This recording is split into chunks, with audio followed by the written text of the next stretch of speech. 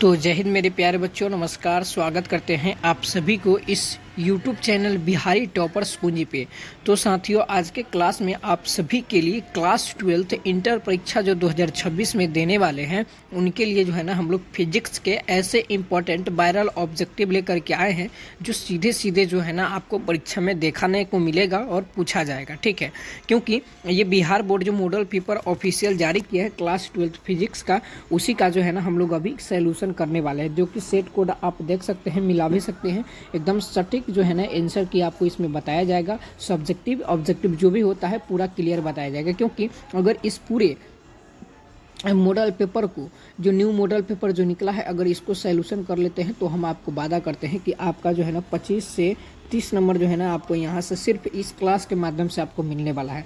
तो प्यारे बच्चों, आपको इस क्लास को पूरा करना है, हर क्वेश्चन का आंसर पे आपको ध्यान देते हुए चलना है, सब चीज़ को समझते हुए चलना है। ठीक है, तो चलिए क्लास को स्टार्ट करते हैं, क्योंकि ये क्लास जो है ना आप सभी के लिए बहुत इंपॉर्टेंट है। चलो, मॉडल पेपर में आप सबको देखना है कि यहाँ जो है ना आपको कुल प्रश्न की संख्या जो है ना 70 हैगा ऑब्जेक्टिव में, जिसमें से किन्हीं 35 ऑब्जेक्टिव का जो है ना आपको आंसर देना होगा। ठीक है, चलो, और जो कि आपको 3 घंटा 15 मिनट का समय दिया जाता है बोर्ड परीक्षा में, तो आपको एकदम सेम टू सेम जो है ना वही जो है ना नियम के हिसाब से आपका क्लास किया जाएगा। ठीक है, चलो, तो चलिए भाई क्लास को स्टार्ट करते हैं और आइए अपने सेशन में। ठीक है चलिए, ये बोर्ड परीक्षा के कुछ नियम होते हैं जो कि नियम जानना बेहद ज़रूरी है, तो ये सब चीज़ पे आप लोग ज़रूर ध्यान दीजिएगा। जो भी 1 2 3 4 जो लिखा हुआ है, इस पे को आप लोग एक बार ज़रूर पढ़िएगा। ठीक है, इससे आपको जो है ना इसके बारे में पूरा डिटेल्स आपको पता चल जाएगा। चलो, तो बच्चों, आप लोगों का क्लास को स्टार्ट करते हैं। सभी को जो है ना क्वेश्चन पे आइएगा,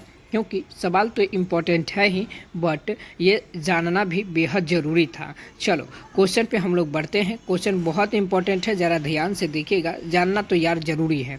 चलो, क्वेश्चन कहता है कि परावैद्युतांक का एसआई मात्रक क्या होता है। सो साथियों, परावैद्युतांक का जो एसआई मात्रक होता है यह आपका होता है कूलम स्क्वायर न्यूटन -1 और मीटर के -2 होता है। ठीक है, सो बच्चों, आपको याद रखना है ऑप्शन नंबर डी इज़ बिल्कुल करेक्ट जवाब। ठीक है, चलो, बहुत बढ़िया। आ जाओ जी, आप लोग आगे की क्वेश्चन पे आएंगे। अगला सवाल है बहुत ही इम्पोर्टेंट, बहुत ही ज़्यादा जो है ना बोर्ड में पूछा गया सवाल और आएगा ये। चलो, आवेशित संधारित की दोनों पट्टियों के कुल आवेश का योग कितना होता है।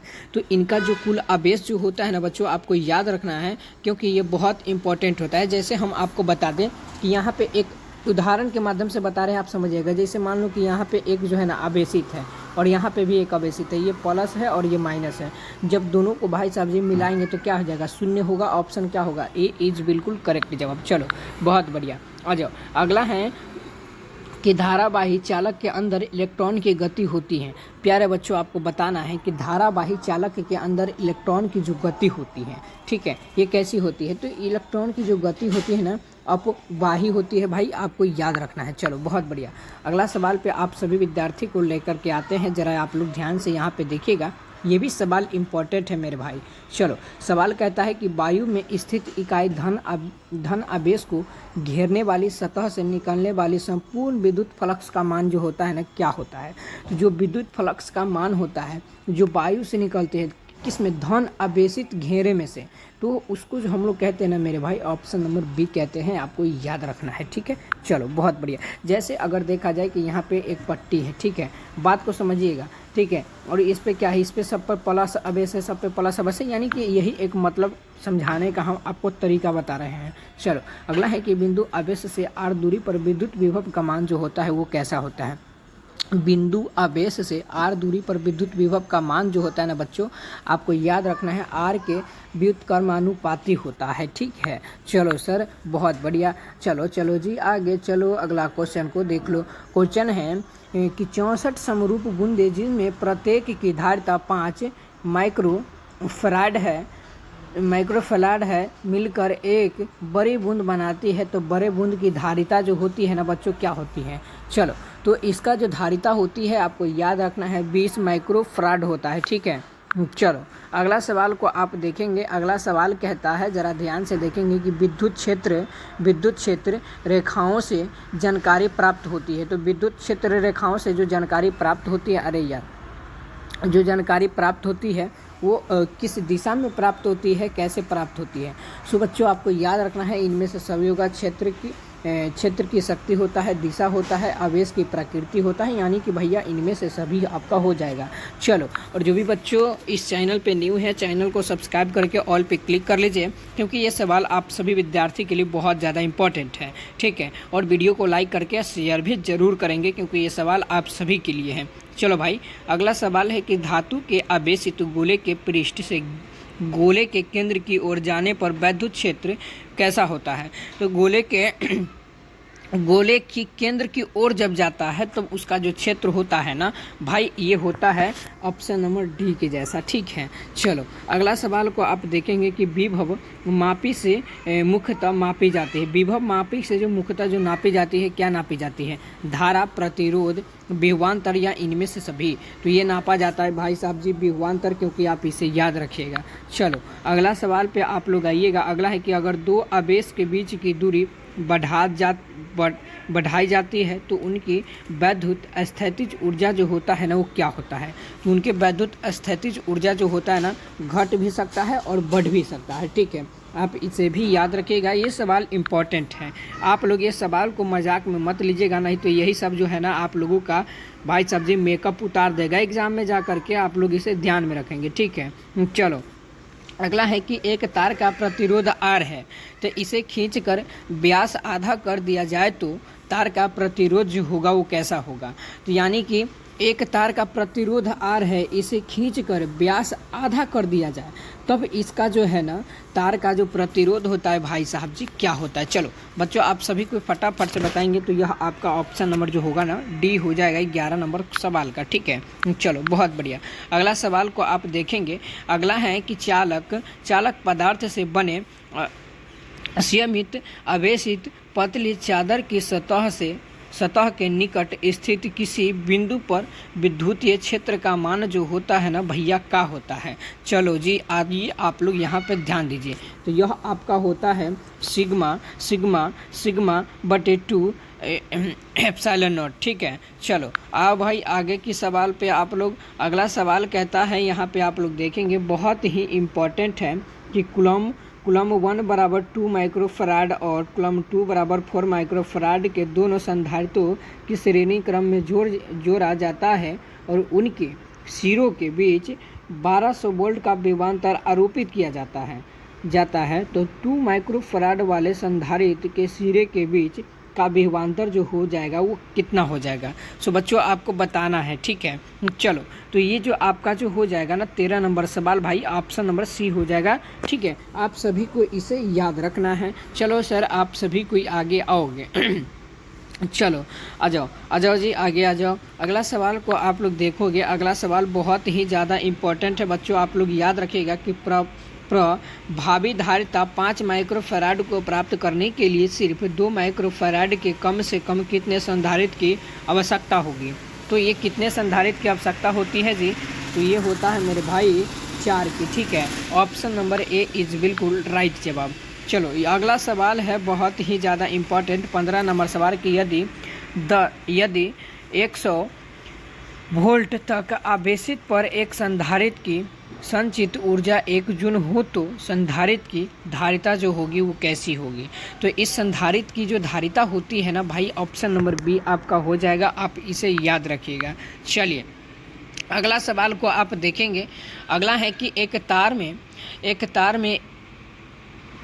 में एक ए धारा प्रवाहित हो रही है, तो यदि इलेक्ट्रॉन का आवेश इतना हो तो प्रति सेकेंड तार में प्रवाहित इलेक्ट्रॉनों की जो संख्या होगी वो कितना होगी, ठीक है। चलो, तो भाई साहब जी आप सभी को फटाफट से एक बार कमेंट बॉक्स में सभी बच्चों कमेंट करके बताएंगे। तो ये जो होता है ना भैया ऑप्शन नंबर आपका ए हो जाएगा, आप लोग इसे ध्यान में रखेंगे, ठीक है।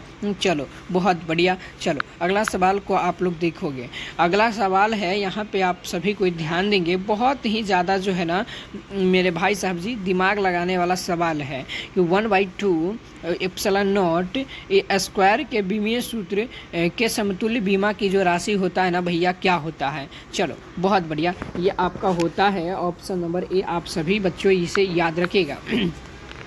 और अभी तक जो है ना कोई भी स्टूडेंट्स वीडियो को लाइक नहीं किए हैं और कोई भी स्टूडेंट्स चैनल को सब्सक्राइब नहीं किए हैं। भाई साहब जी, आप लोग बड़ा गद्दार हैं। प्लीज़ वीडियो को लाइक करके और चैनल को सब्सक्राइब कर लीजिए, ठीक है ना, और अपने मित्रों के यहाँ शेयर कर दीजिए। चलिए, बहुत बढ़िया मेरे भाई। आ जाओ, अगला सवाल है कि किसी चालक का संवहन वेग VD तथा आरोपित विद्युत क्षेत्र E के बीच का संबंध जो होता है ना भैया, कितना होता है? चलो बच्चों, ये आपका ऑप्शन बी होता है। चलिए, बहुत बढ़िया छात्र जी, आ जाओ आगे आ जाओ। अगला सवाल है, जरा ध्यान से देखिएगा कि निम्नलिखित में धारा घनत्व के लिए कौन सही है। तो धारा घनत्व के लिए जो सही होता है ना भैया, ये आपका ऑप्शन नंबर ए आपका बिल्कुल राइट जवाब हो जाएगा। चलिए, बहुत बढ़िया मेरे भाई। अगला सवाल को आप सभी विद्यार्थी जी देखेंगे कि निम्नलिखित में कौन किर्चॉफ के प्रथम नियम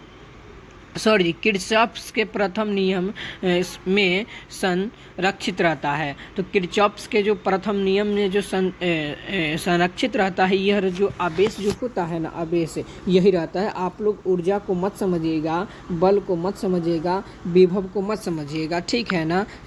चलो छात्र, आप लोग आगे आओगे। अगला है कि 6 माइक्रोफराड धारिता के 3 संधारित्र उपलब्ध हैं। उनके संयोजन से प्राप्त न्यूनतम तथा अधिकतम धारिता जो होगी ना भैया, क्या होगी? चलो सर, आप लोग बताओगे। तो ये जो होता है ना, ऑप्शन नंबर जो होगा ना भैया, सी हो जाएगा। चलो, बहुत बढ़िया। और यही सब क्वेश्चन जो है ना, सेम टू सेम जो है ना, परीक्षा में आपको देखने को मिलेगा। बहुत सारे यूट्यूब पे बताया जा रहा है कि मॉडल पेपर से क्वेश्चन नहीं आता है, जो कि आप लोगों को बुर्बक बना रहे हैं, ठीक है। तो आप लोगों को उनकी बातों पे ध्यान नहीं देना है और सिर्फ अपने क्वेश्चन पे फोकस करना है। अगला है कि आवेश का परिमाणीकरण दर्शाता है कि, तो ये जो दर्शाता है कि मेरे भाई, आवेश जो एक इलेक्ट्रॉन पर आवेश का एक अंश संभव नहीं है, यही आपका होगा ऑप्शन नंबर ए, ठीक है। चलिए, अगला सवाल है बहुत ही इम्पोर्टेंट, ज़रा प्यार से और ध्यान से समझिएगा। किसी बंद परिपथ का प्रतिरोध 10 ओम है।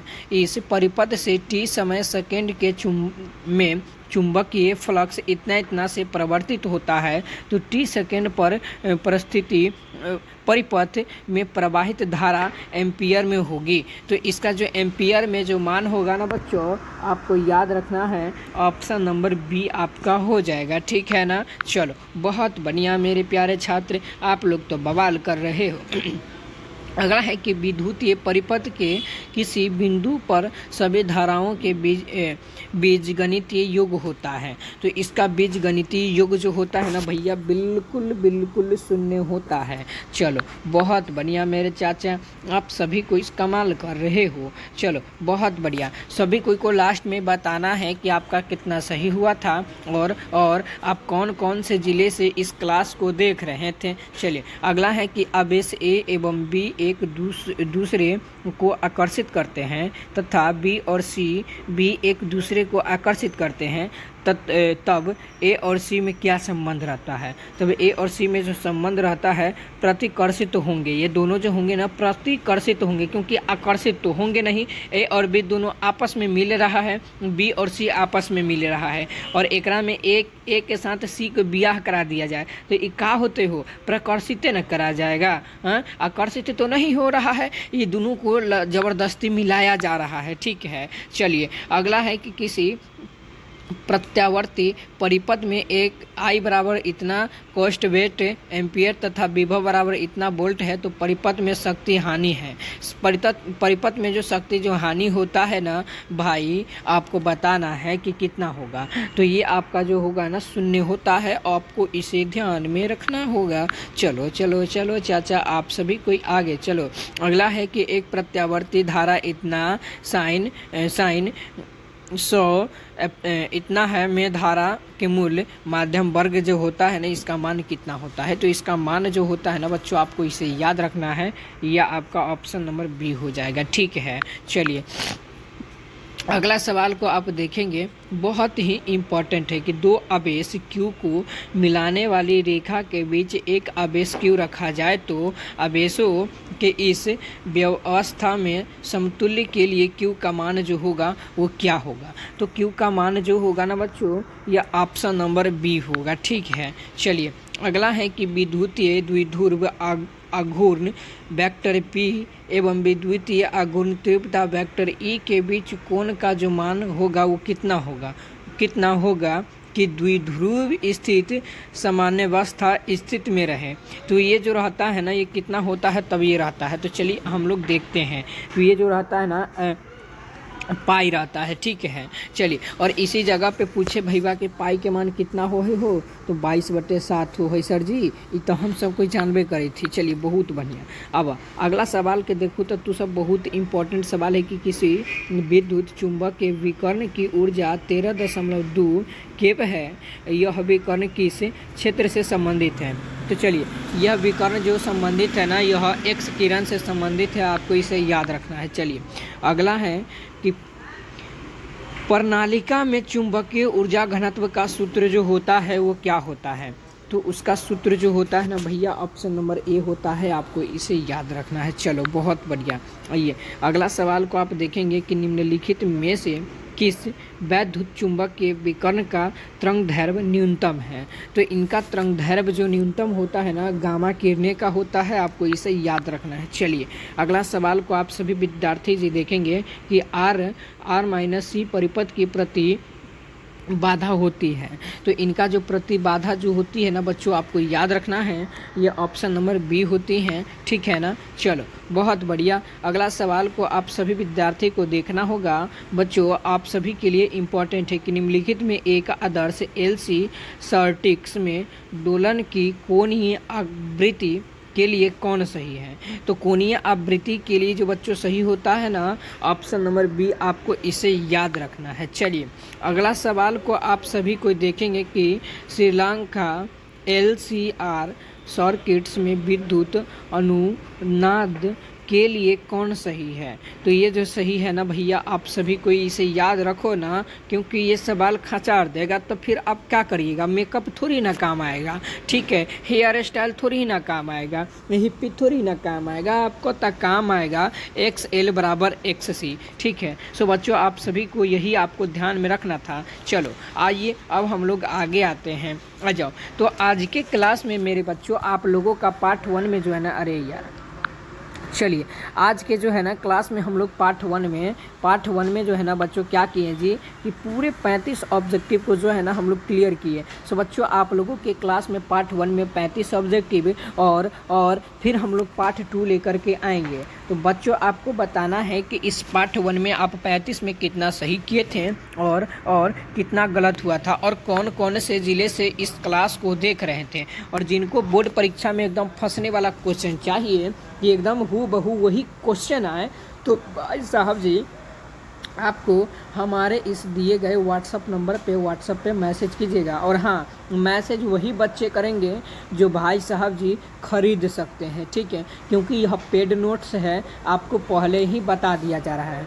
ऑल सब्जेक्ट आपको मिलेगा 59 रुपये में। ठीक है, तो अगर आप वाकई में ख़रीद सकते हैं तब आप मैसेज करेंगे, अन्यथा आप व्हाट्सएप ग्रुप का लिंक डिस्क्रिप्शन में दिया गया है जो कि फ्री में है, आप वहां पे जा करके ज्वाइन कीजिए। ठीक है, सो बच्चों मिलते हैं फिर किसी और ऐसे ही नेक्स्ट वीडियो में। ये क्लास कैसा लगा आपको ज़रूर बताना है, और कौन से सब्जेक्ट का जो है ना आप लोगों का क्लास आना चाहिए आप वो भी ज़रूर बताएंगे। तो मिलते हैं साथियों अगले सेशन में, तब तक के लिए जय Hind, Vande Mataram, take care, bye bye. आप सभी को वीडियो को लाइक करके और मित्रों के यहाँ शेयर जरूर कीजिए। ठीक है जी, धन्यवाद।